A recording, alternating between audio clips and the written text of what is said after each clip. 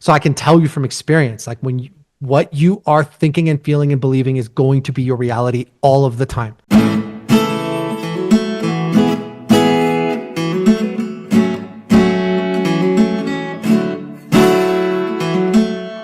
So I want to ask you something a little bit different here, because we were kind of talking a little bit off air, and you got 4 kids, I got 3. We haven't had good sleep collectively in forever. And you mentioned that you don't necessarily wake up as Mr. Sunshine. And I'll tell you, neither do I. I don't know if you guys see me as this positive, motivated guy, but that's not how the system turns on and powers up. Like, I've never been a morning guy.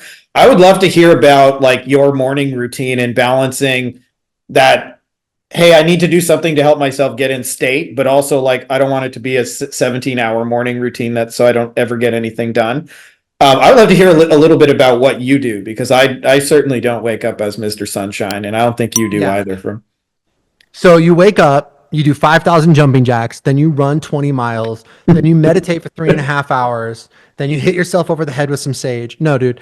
I keep it pretty simple. I have my morning thing, and then I have my afternoon thing. All right.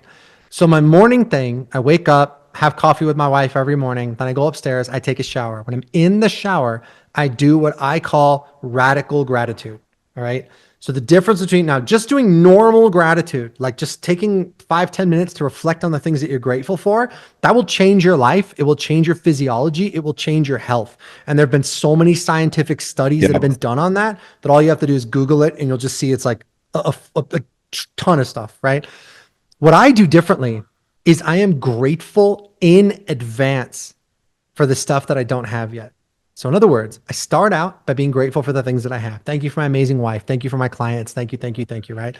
Then I switch gears and I start being grateful for the stuff I don't have yet. So before I had this 20,000 square foot house, it was like, thank you for my beautiful home in the mountains.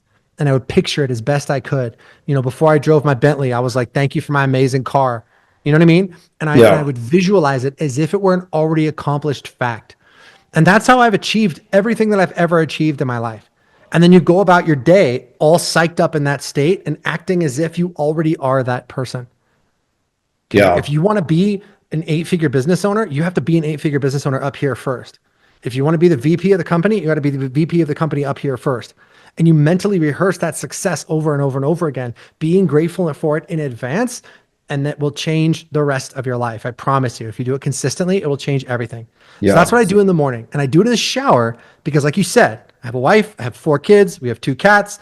It's the only place where I'm not going to get bothered. Like when I'm in the shower. Even still, there's little fingers coming under the door going, Daddy. Sometimes. But even then they know like, okay, this is daddy's time and they're cool about it. Yeah. And then in the afternoon, I do a 25-minute sauna with my wife at about 185 degrees Fahrenheit. And that's a nice time for us to, again, get away from the kids because they're not going to follow us into a 200-degree sauna. That's crazy. And we get to connect in the afternoon and kind of debrief with each other. And then after that, I do a 3-minute cold plunge at like about 45 degrees. And that's that. Yeah, I like it. The gratitude thing you said especially has been pretty life-changing. And I'll tell you, when you do it, you know, as Russ can attest to, like crazy wild synchronicities will start happening to you and shit will come out of the woodworks in ways that you couldn't have possibly imagined as well. Like, you know, just you'll also tune yourself into opportunities that were always there right in front of you and you just didn't always see them as well.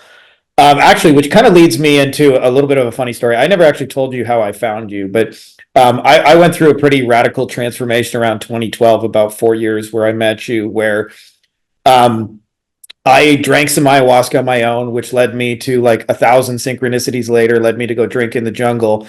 And I had a real full-blown mystical experience. And I definitely have like a point of my life, like before ayahuasca, after ayahuasca kind of thing, where those are like 2 radically different points. And so I started getting into like doing like kind of like mini ceremonies and stuff on my own. And I was doing this and I think I was on some edible at the time. So I was tripping balls, for lack of a better term. And I was very, very far out there in the cosmos. And I was asking all these like, you know, visionary things of creation I was seeing in my mind. And I said, I feel like I've gone as far as I can go in this business and I don't know what else to do to hit the next level. And the being came to me and said, you need a mentor. And I said, who? And they said, Russ Ruffino. And my very next question was, who the fuck is Russ Ruffino?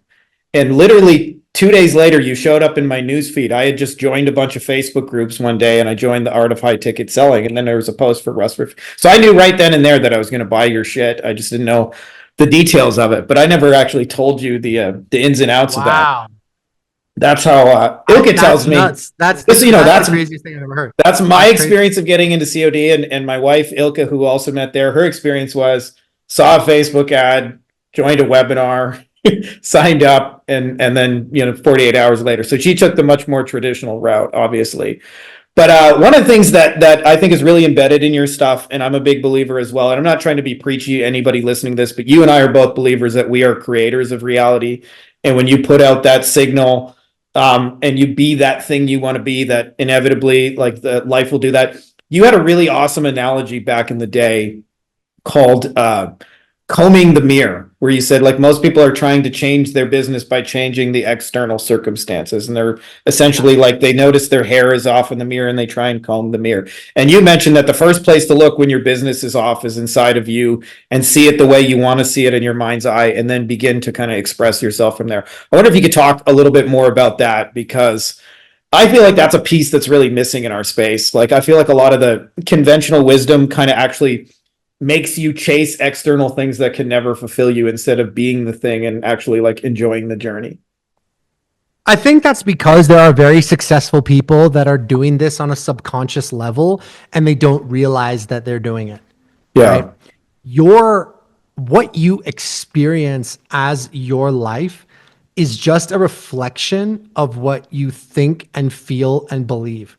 That's it. I mean, it isn't any more complicated than that.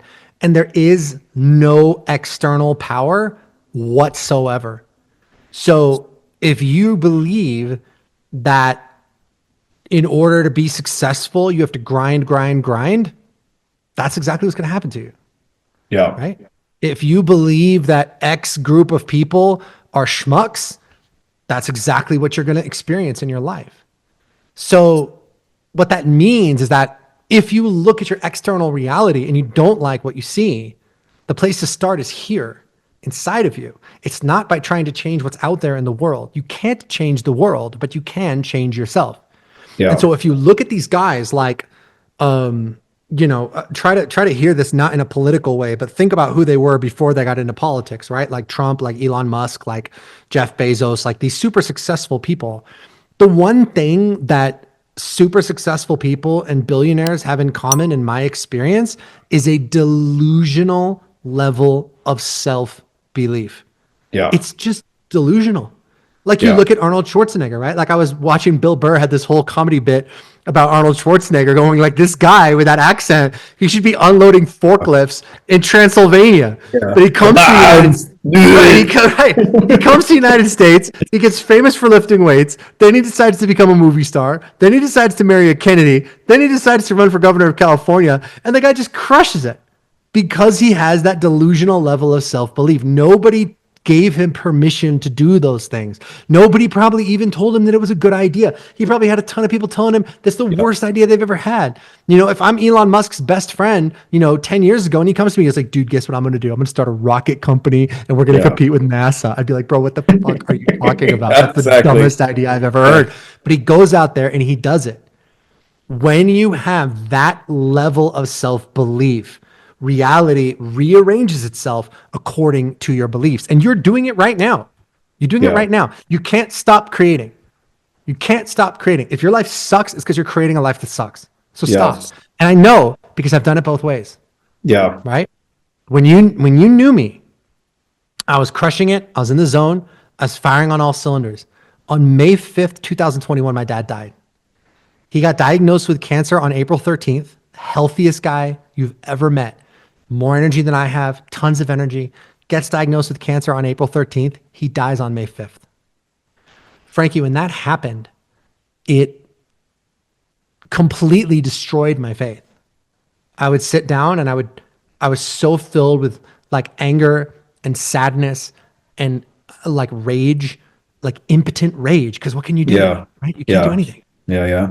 And I would sit down and I would try to do my gratitude, man. And it was like, it just wasn't there. It was like if your whole life, like You were this incredible singer. And then one day you opened your mouth and it just like, "Ah," like you couldn't do it. It's like, for me, my superpower is being able to go into the future and be grateful for it in advance. And I would sit down in the shower to do my gratitude work, and it was like it just wasn't there. And so what happened? Everything in my life got really hard. I had people try to sue me. I had people leave my highest level mastermind and try to steal all my content and pass it off as theirs. I had people leave the company and try to poach a bunch of clients. Like, it's just like everything went from just being in the zone where everything was just flowing to like now everything was like pulling teeth. And it wasn't until I literally like was able to process all that shit and get back into the groove that now everything is like coming back together again. So I can tell you from experience, like what you are thinking and feeling and believing is going to be your reality all of the time. Yeah. But what that means, and the reason we don't like that is because it takes away our excuses. You don't have anybody to blame, right? Yeah. Who can you blame? You can't blame the government. You can't blame the Republicans. You can't blame the Democrats. You can't blame anybody. It's your life. You're creating your life, and that's never going to stop. There's nobody to blame. But the flip side of that coin is if it all starts with you, then you have the power to create what you want. And if you don't believe this, then you believe that you're at the mercy of all these outside circumstances, and that's not going to get you anywhere. Buy my book, or I will Photoshop your face on Gary Vee going, "You just gotta want it more."